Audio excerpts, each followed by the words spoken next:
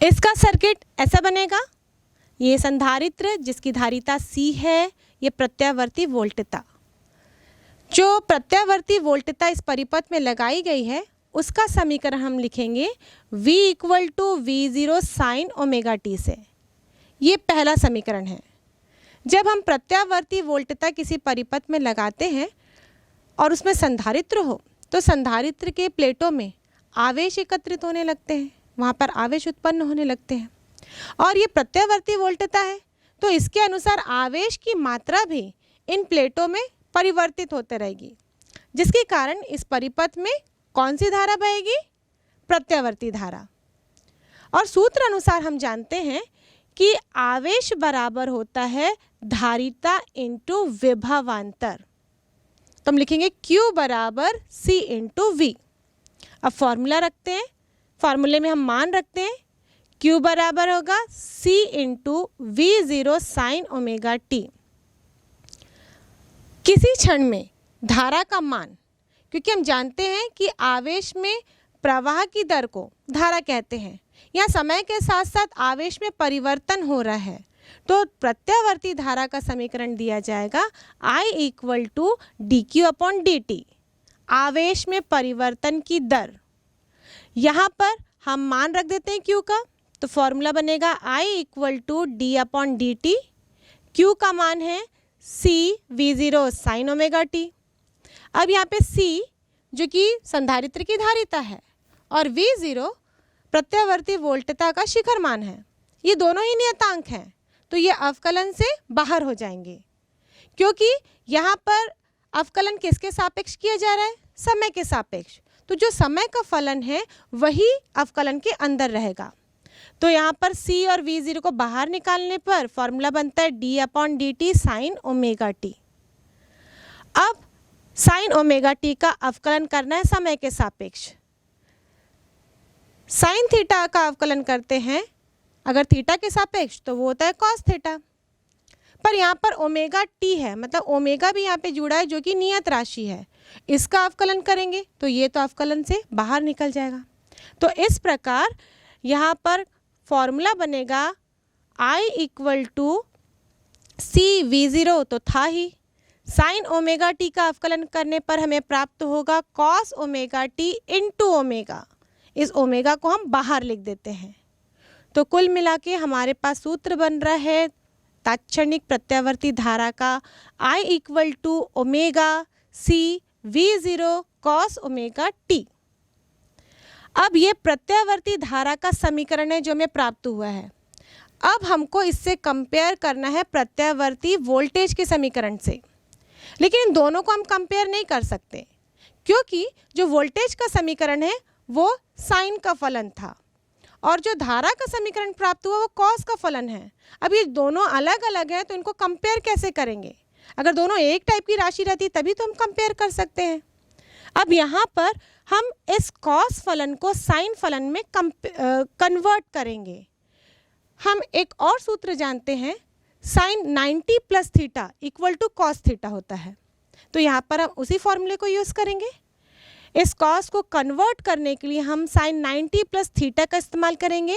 यहाँ थीटा बराबर हम लेंगे ओमेगा टी, तो ये सूत्र बन जाएगा I equal to omega C V0 sine omega t plus pi by 2, और यही प्रत्यावर्ती धारा का समीकरण है जिसको हमने समीकरण 2 से दर्शाया है। यहाँ पर समीकरण प्राप्त होता है I equal to omega C V0 sine omega t plus pi by 2।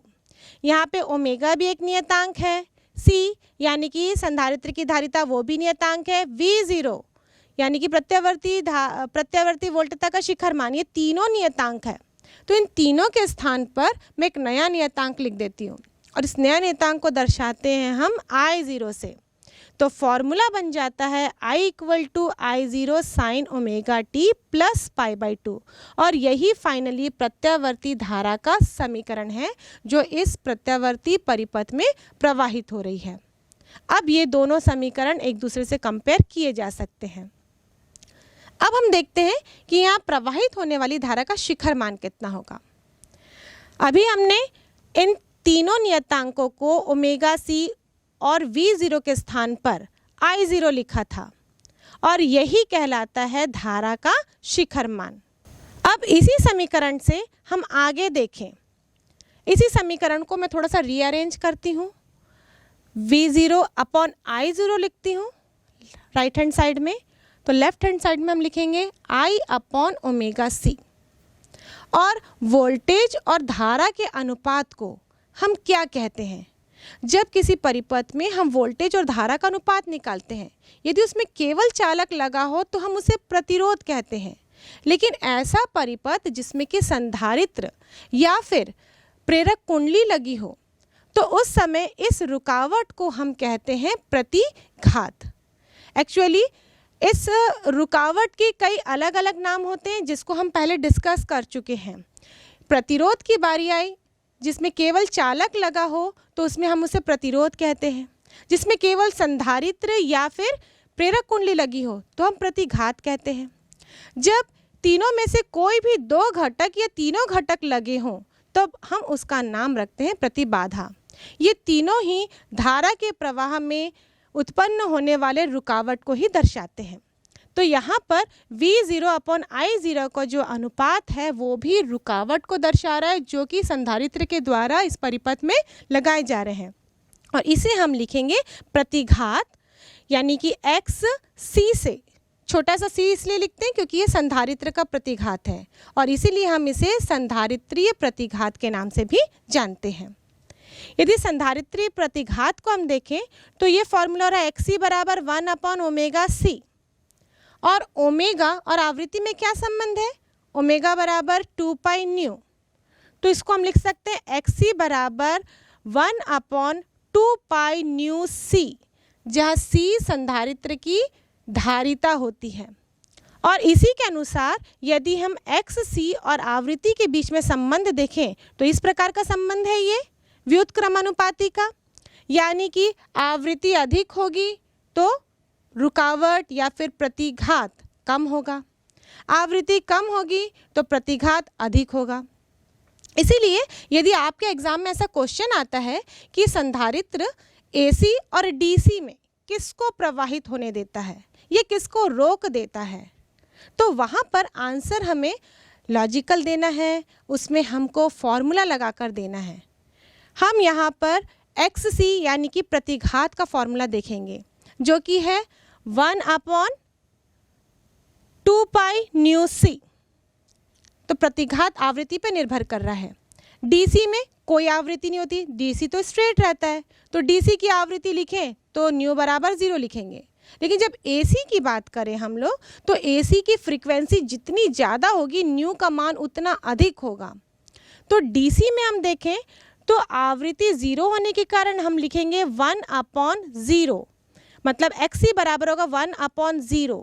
और 1 अपॉन 0 किसी भी चीज़ को शून्य से भाग देते हैं तो वो अनंत होता है, तो XC का मान हो जाएगा अनंत। मतलब यहाँ पर जो रुकावट होगी धारा के प्रवाह में यानी कि प्रतिघात होगा उसका मान बहुत अधिक होगा।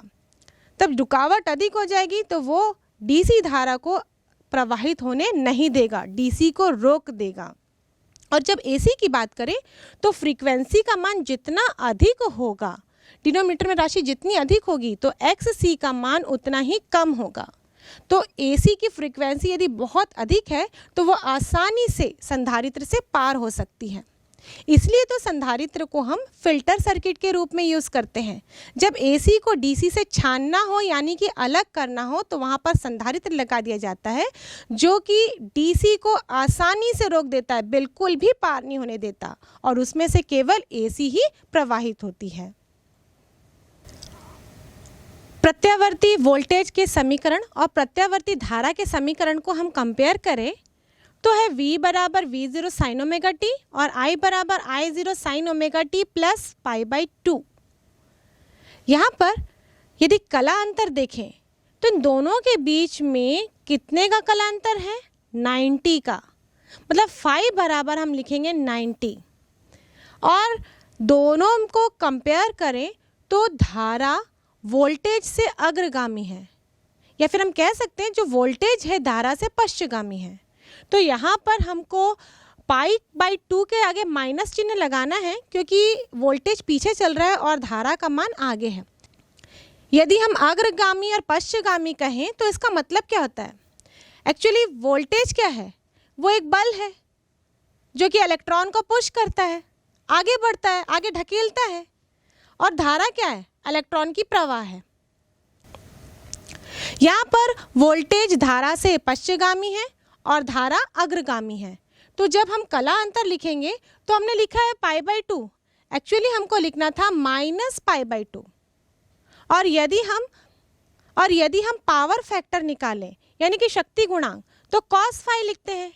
शक्ति गुणांक कॉस फाई बराबर होगा कॉस माइनस पाई बाई 2 और cos of minus theta cos theta होता है। तो यहाँ पर कॉस पाई बाई 2 का मान होगा 0। तो इस पूरे परिपथ के लिए शक्ति गुणांक का मान 0 होगा। कला अंतर को यदि हम डायग्राम में दर्शाएं तो ये V बनाए हैं और धारा अग्रगामी होने के कारण पाई बाई 2 कला अंतर से हम ऊपर बनाएंगे। दोनों के बीच में 90 डिग्री का एंगल रहेगा।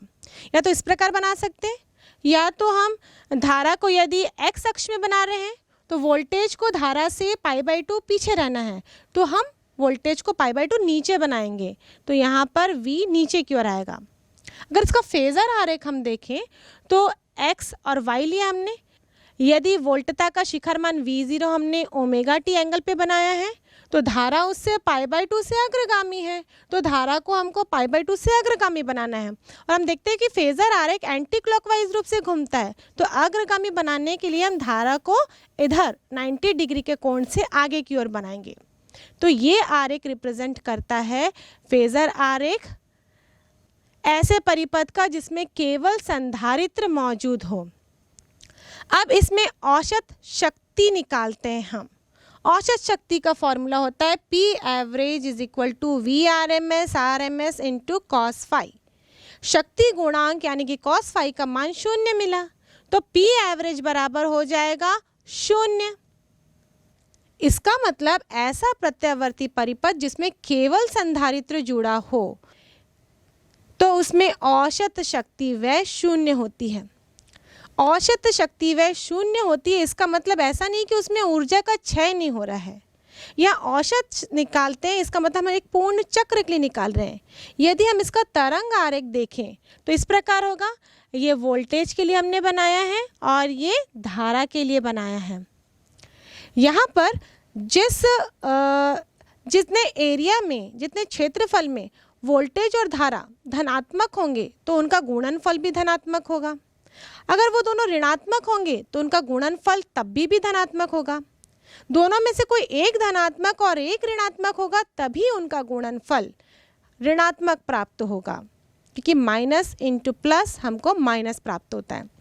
यहाँ पर इस पहले रीजन के लिए हम देखें जो 0 से 1 के बीच में, यहाँ पे वोल्टेज भी धनात्मक है और धारा का मान भी धनात्मक है, तो जो औसत शक्ति होगी वो भी धनात्मक ही होगी, जिसको धनात्मक क्षेत्रफल से दर्शाया जा रहा है।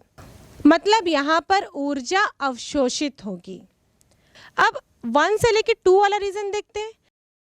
यहाँ पर वोल्टेज का मान धनात्मक है और धारा का मान ऋणात्मक है, एक धनात्मक एक ऋणात्मक।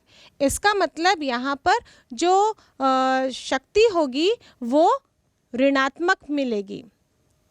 यदि शक्ति ऋणात्मक मिल रही है इसका मतलब वहाँ ऊर्जा स्रोत में वापस लौटा दी जा रही है। धनात्मक शक्ति मतलब ऊर्जा अवशोषित हो रही है संधारित्र के द्वारा, और ऋणात्मक शक्ति का मतलब होता है ऊर्जा स्रोत को वापस लौटा दी जा रही है।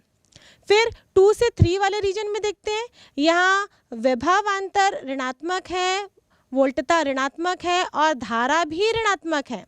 दोनों का मान यदि ऋणात्मक है तो शक्ति को धनात्मक क्षेत्रफल से दर्शाया जाएगा। इसका मतलब इस क्षेत्रफल में भी ऊर्जा अवशोषित हो रही है। 3 to 4 वाले रीजन में हम देखें तो धारा का मान धनात्मक है और वोल्टेज का मान यहाँ पे ऋणात्मक है। यहाँ पे एक धनात्मक एक ऋणात्मक हुआ तो जो शक्ति है वो ऋणात्मक क्षेत्रफल से दर्शाई जाएगी, और ऋणात्मक क्षेत्रफल का मतलब है यहाँ पर ऊर्जा स्रोत को वापस दी जा रही है। तो हम देख रहे हैं कि कुछ क्षेत्रफल में ऊर्जा अवशोषित हो रही है और कुछ क्षेत्रफल में ऊर्जा वापस स्रोत को दे दी जा रही है। इसलिए जब शक्ति का ग्राफ देख रहे हैं तो हमको कुछ क्षेत्रफल में धनात्मक मिल रहा है और कुछ में ऋणात्मक मिल रहा है, और इसीलिए जब हम लोग औसत निकालते हैं तो इसका मान 0 प्राप्त होता है। ऐसा परिपथ जिसमें औसत शक्ति का मान 0 प्राप्त हो रहा है उसमें बहने वाली धारा को हम कहते हैं वॉटहीन धारा। एक्चुअली वॉटहीन धारा नाम से क्या समझ आ रहा है? वॉटहीन, वॉट किसका मात्रक होता है? ये शक्ति का मात्रक होता है। तो ऐसा परिपथ जिसमें कि प्रत्यावर्ती धारा प्रवाहित हो रही हो और उसमें शक्ति का व्यय ना हो रहा हो, शक्ति का क्षय ना हो रहा हो, तो ऐसे परिपथ में बहने वाली धारा को हम कहते हैं वॉटहीन धारा। और ये क्वेश्चन 2 नंबर में पूछा भी जाता है। तो ऐसा परिपथ जिसमें केवल संधारित्र लगा हो उस परिपथ में बहने वाली धारा वॉटहीन धारा होती है।